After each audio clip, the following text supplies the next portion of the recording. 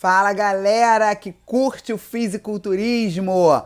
Já te convido para acessar a playlist de fisiculturismo, saber da minha trajetória nessa prática esportiva, conhecer um pouquinho mais sobre esse esporte que eu adoro e que ensina tanto para todo mundo, não só para quem é atleta, tá? Eu sempre falo que fisiculturismo é um esporte de cabeça e que traz realmente conhecimento, né, informação para a grande maioria das pessoas, tá? Muita gente que não compete se beneficia desse aprendizado, traz essas informações para a vida e, obviamente, alcança aí os seus resultados de maneira muito mais otimizada. Nesse vídeo, eu vou falar sobre pré-contest, tá? E é claro, se você chegou até aqui, você já tem uma noção do que é isso, se interessa sobre essa prática. O que é o pré-contest? Na verdade, o pré-contest é aquele período que antecede o campeonato.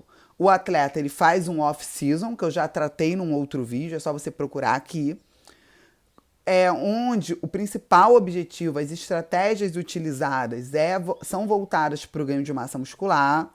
Nesse período surge também um acúmulo de gordura, é natural.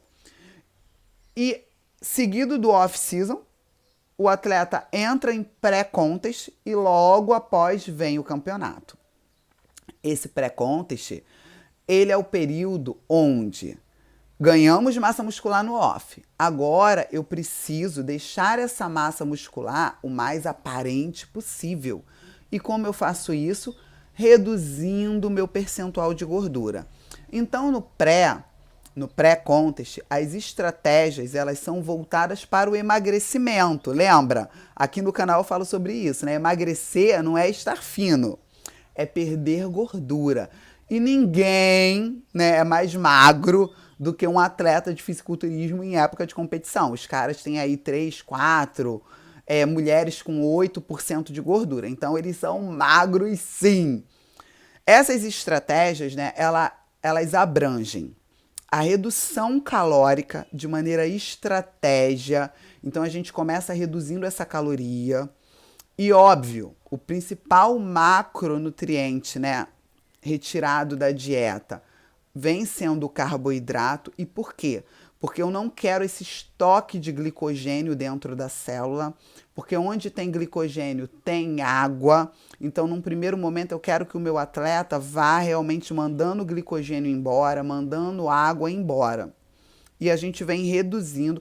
E claro, isso para obrigar o corpo a usar o estoque de gordura, que já é pouquíssimo, como substrato energético. Então, a gente vem reduzindo essas calorias. Como o atleta tem essa redução calórica, tem essa depressão de glicogênio, ele vai ficando mais fraco. E a estratégia de treinamento precisa estar combinada com a estratégia nutricional. Então, no pré-contest é o momento onde aquele atleta que fazia uma periodização tensional agora vem fazendo, né, vem mudando a característica desse treino para um treino mais metabólico. Ele vem reduzindo as cargas de treino porque ele não aguenta. E à medida que o pré-contest avança, ele não vai aguentar manipular as mesmas cargas que ele manipulava antes, quando ele estava cheio de glicogênio.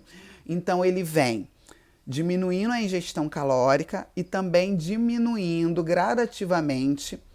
E não é nem proposital, tá? Isso vem acontecendo mesmo. As cargas. E para compensar essa diminuição, essa perda de força no treino, qual a estratégia? Aumenta-se o volume de treino para que esse atleta continue com treinos intensos. Só que agora a intensidade ela vem de um aumento no número de séries, aumento no número de repetições e diminuição no intervalo de descanso. Esse treino continua intenso, mas o meu atleta já não consegue suportar as mesmas cargas de antes.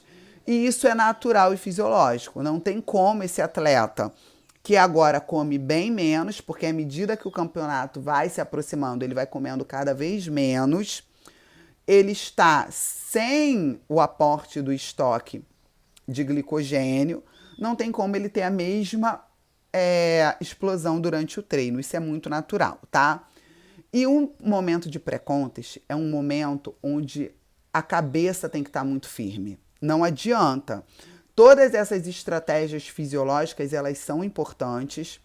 Nesse momento também, né, é bom lembrar que para as categorias onde a utilização de esteroides anabolizantes ela é relevante, o anabolizante agora ele já é escolhido não só com base no potencial anabólico, mas eu preciso lançar mão de substâncias que não tenham uma característica de retenção hídrica tão grande, porque se esse anabolizante retém água, o meu atleta embaça, então isso não é legal. Então eu preciso já escolher as substâncias muitas vezes menos anabólicas, porque também tem uma característica menos androgênica, de menos retenção hídrica. E nesse momento é importante citar que o uso de anabolizante ele já não entra com aquela característica, aquele objetivo, né, que ele estava sendo usado lá no off, de ganho de massa muscular. Ele entra com a característica, com o objetivo de poupar a massa muscular. A gente sabe que se o atleta está comendo menos, ele não vai construir massa nesse período, mas é um período muito catabólico. Para evitar esse catabolismo é que se mantém o uso de anabolizante. Não tem como fazer uma dieta tão restrita, não tem como segurar 3, 4% de gordura no corpo e não ter catabolismo, não ter massa muscular sendo perdida. Então, se mantém o uso de anabolizante nesse período, em alguns casos, né, dependendo da categoria, para segurar a massa muscular. Inclusive, algumas categorias, alguns atletas que não precisam utilizar o anabolizante no off, muitas vezes utilizam o anabolizante no pré-contest, porque ele não precisou de anabolizante para ganhar, a massa muscular da categoria não é tão grande, mas a dieta está tão restrita que ele vai ter catabolismo. Então, até algumas atletas de categorias menores utilizam essas substâncias para frear o catabolismo. E como eu estava dizendo, esse é o momento da cabeça, porque é aquela hora que você não vai comer o que você quer, que a dieta fica realmente muito monótona, você come quantidades, dependendo do objetivo, né, da condição do atleta, muito pequenas, a demanda energética do treino aumenta, porque esse treino fica volumoso. E aí a gente tem atletas, né, que têm suas vidas normais, que não trabalham em academias, não são assim, profissionais de educação física, são dentistas, são advogados, são donas de casa, têm filhos, têm, enfim, toda uma rotina para gerenciar. É aquele momento que você não pode falhar na dieta. Então, para onde você vai? Aquela comida tem que estar preparada, ela tem que estar com você. Já não existe mais aquela preocupação social. Ah, eu vou comer aqui na fila do banco? Vai. Agora é crucial. No off, você pode até falhar. Depois a gente consegue consertar. No pré-contest não dá. Você vai botar todo o seu trabalho a perder. Então é aquele momento em que é você e você mesmo. Às vezes o físico não está encaixando, o campeonato está se aproximando, você começa a duvidar do processo. Então você tem que ter confiança em você, você tem que ter confiança em quem está te preparando. Eu nunca tive um preparador, né? Eu tive pessoas que me ajudaram, sim, mas eu nunca tive um preparador, então eu tinha que confiar nas minhas escolhas. Era eu e eu mesma, e será que vai dar certo? Vai dar certo, porque eu estou estudando, eu sei como é que faz, é isso, então vai ter que acontecer, e aí você precisa usar estratégias, aumenta um cardio. Nesse momento, né, o período de pré, dependendo do quanto de percentual de gordura esse atleta quer perder, a gente precisa introduzir o aeróbico. No off-season é o contrário, a gente retira o aeróbico, porque eu quero toda a energia voltada para o ganho de massa muscular. Então, tudo isso é importante ser considerado e diferencia esses dois processos, esses dois momentos de off-season e de pré-contest. Mas são momentos importantíssimos na vida do atleta. Não tem um que é mais importante do que o outro, tá? Tem um que é mais difícil. Na minha opinião, é o pré-contest, por conta da proximidade do campeonato. Então você começa a não ter tempo para margem de erro. O off-season, ele não é mais confortável porque o cara come mais. Porque tem muita gente que precisa comer e fala, cara, eu não aguento mais, Amanda, eu não aguento. E tem que comer. Tem que construir aquela massa. Ainda não está no ponto para aquela categoria, né? Então, comer demais também é desconfortável. Imagina como era a minha vida comendo pra caramba para manter 94 quilos. Eu comia a cada 2 horas, às vezes teve momento de, além dos outros alimentos, eu comer consumir 40 claras de ovos por dia, fora tudo que eu precisava comer. Então nem sempre isso é confortável, mas era um off que eu precisava fazer, eu queria ser uma bodybuilder, né? Então manter toda aquela massa muscular não era fácil, mas era preciso. Só que o pré-contest você ainda tem aquela questão, o campeonato tá chegando, eu já não posso errar. E aí a cabeça tem que estar muito dominada, porque senão você tem toda uma série de alterações fisiológicas, né? Cortisol sobe, atrapalha demais o processo. Então é preciso muito controle mental e muita autoconfiança. E claro, saber que cada campeonato é um campeonato, que a gente está nessa trajetória porque a gente gosta, por amor a essa prática. Eu aprendi e aprendo muito com o fisiculturismo. Então, o campeonato que ganhou, que perdeu, tive top 1, top 2, top 3, mas também tive top 5, teve campeonato que eu não classifiquei. Tudo foi aprendizado. Então a gente precisa também entender que vale o aprendizado. Até naquele campeonato que você não se posicionou bem, você aprendeu. Então não foi perdido, porque senão a gente fica naquela neura, né? Eu não tô no melhor shape, eu tenho que subir para ganhar. Depende do que você considera como ganho.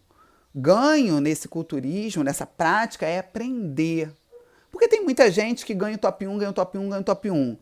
Mas quem ganhou o aprendizado foi o treinador dele, por exemplo, que ele é um robô. Come isso, come aquilo, o cara não está preocupado com o que está fazendo. Manda tomar, ele toma, manda fazer, ele faz, ele é uma máquina de reprodução. O treinador aprende. Será que ele aprendeu? Será que ele realmente ganhou só porque levou o top 1? Porque se o treinador morrer, acabou o campeonato para ele. Acabou. Ele precisa de outro. Porque ele não sabe fazer. Não tem nada de errado com isso. Mas às vezes a gente cai num discurso de o campeonato não valeu. Será? É um processo tão longo, você aprendeu tanto. Principalmente assim, em casos como o meu, onde eu não tinha ninguém por trás. Eu aprendi pra caramba. Tanto no top 1 quanto no que eu não classifiquei. Sabe? Cada off, cada manipulação hormonal, cada pré-contest, cada coisa que eu errava, eu falava, cacete, o shape ficou uma droga, eu não devia ter feito isso, não era isso que era para eu usar. Eu aprendia muito. Então, assim, ganhar ou perder, até isso nesse esporte é subjetivo. Eu nunca atrelei o meu ganho ao troféu que eu trouxe para casa, porque muitas vezes eu voltei sem o troféu. Mas eu atrelei o meu ganho ao que eu aprendi construindo aquele físico que trazia ou não o troféu para casa. Então, por isso que eu digo, né? Fisiculturismo é uma prática maravilhosa que tem muito para ensinar, tanto para quem é atleta quanto para quem não é atleta. E eu espero de verdade que você tenha gostado desse vídeo. Se você tem dúvidas sobre pré-contest ou sobre algum outro momento de fisiculturismo, né? Deixa aqui para mim que vai ser um prazer te ajudar, conversar mais sobre isso com você, tá bom? Beijo e até o próximo vídeo.